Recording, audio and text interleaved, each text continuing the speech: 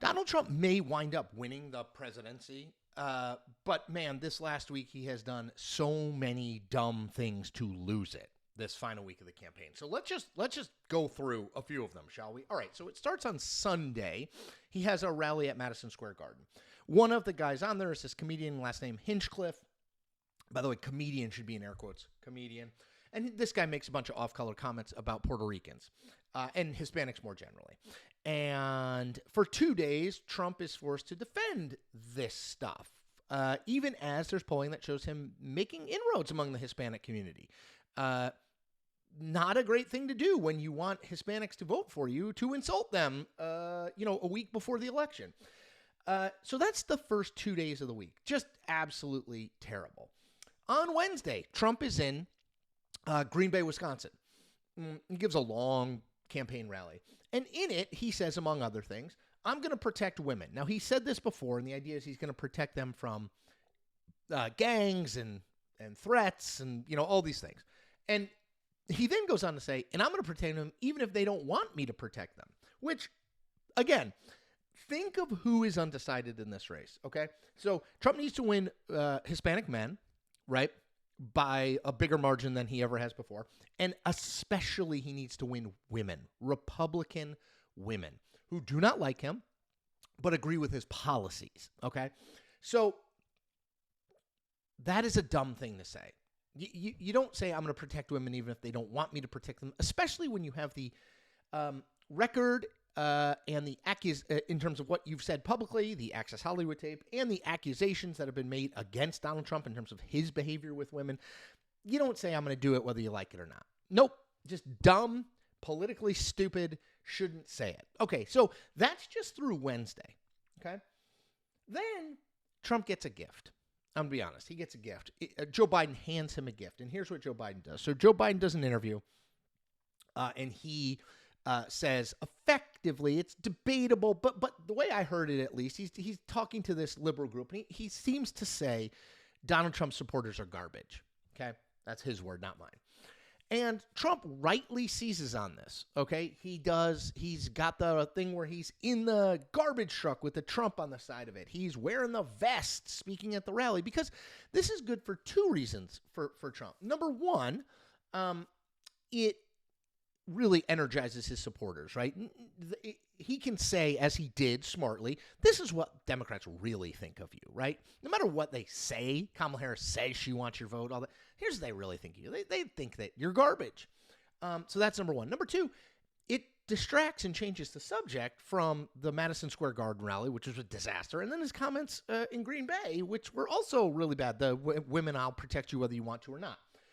So you would think that after a few bad days, Donald Trump gets handed a gift in the forms of my supporters are garbage, and he runs with it, right? Not really. Because on Thursday, he goes out west, and he does an interview with Tucker Carlson, and it's live, right? So there's no way to sort of edit out bad/dumb things he says. And the subject of Liz Cheney comes up, former Wyoming congresswoman. Now, Trump has said many times over that she's a warmonger. Her and her family got us in these endless foreign wars, et cetera, et cetera. You've heard all this stuff before, right?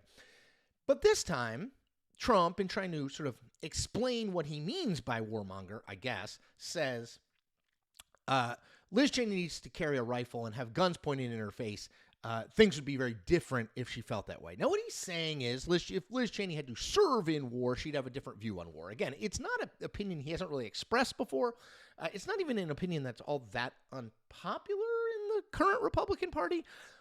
But you can't say a public figure and a woman should have guns in her face. Now, Donald Trump did not call for Liz Cheney's assassination. He did not say she needs to face a firing squad. No matter what the left tells you, he did not do that. But he did absolutely talk in a way that's deeply irresponsible, right? You just can't talk in those terms about having facing 9 guns is what Trump said. You can't do it. You can say, if Liz Cheney had to serve in war, I think she'd have a very different view of when we should get involved in it. Okay.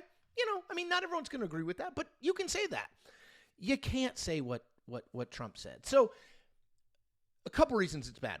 One, it's dangerous. I mean, just forget the politics of it. It's dangerous to say something like that because Trump supporters are not going to hear the context of the warmonger thing. They're just going to hear 9 guns in Liz Cheney's face, okay?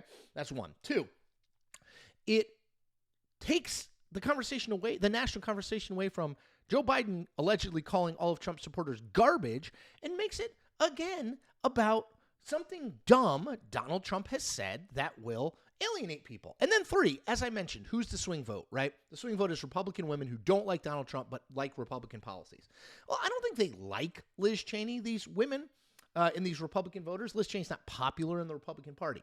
But they probably don't think that you should, as a public official, talk about guns being pointed at Liz Cheney. Right? Like these voters already don't like Donald Trump. They're Republicans and they're undecided, right? So if they were Republicans and decided, they'd probably be for Trump. So they don't like Donald Trump already. He's just reminding them, if you think he's dangerous or irresponsible or a bully or whatever, he's just reminding them of all of those things. So again, I am not predicting that he loses. I do think the race is tightening. I put a thumbnail on the scale for Donald Trump last week. I think it's basically tied now. I think Kamala Harris is sort of trending upward, Trump trending slightly downward.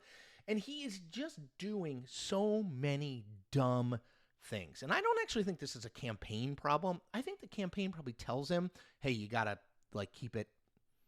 When he was talking about the not telling when he said, I want to protect women, whether they like it or not, he literally does this long preamble where he says, my campaign said not to say it.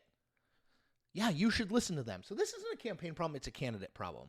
And that, to me, is a very hard thing to fix. So if he loses, and I think it's uniquely possible he loses, 50-50. But if he loses, he will lose because he screwed this up. This is a race Republicans should win. A Republican should win this race. Donald Trump is not currently winning it. It's tied. But if he loses, his actions in the last week of the campaign, inexcusable. Candidate malpractice. All right, I wanted to pop on and say that, even though it's the weekend, because I think it's important. As always, I ask you to do 4 things. I ask you to subscribe to this channel if you haven't. I ask you to like this video if you haven't. I ask you to comment on this video if you haven't. And I ask you to tell 10 friends about this, whether you have or you haven't. Even if you 10 friends, 10 enemies, whatever. So this coming week, obviously election week, just quickly, I'm going to keep making videos, but I also am going to pop in with a live stream here and there. I'm trying to figure out exactly when. I will definitely do one election night. I probably will do one on Monday. I probably will do one on Wednesday. So we'll just play it by ear, but I'm going to continue making videos, but I'm also going to do live streams. So pay attention to your feeds. Make sure you subscribe, because if you subscribe, you'll get a notification about the live streams. So do that. Big week ahead. Everybody take care of yourselves.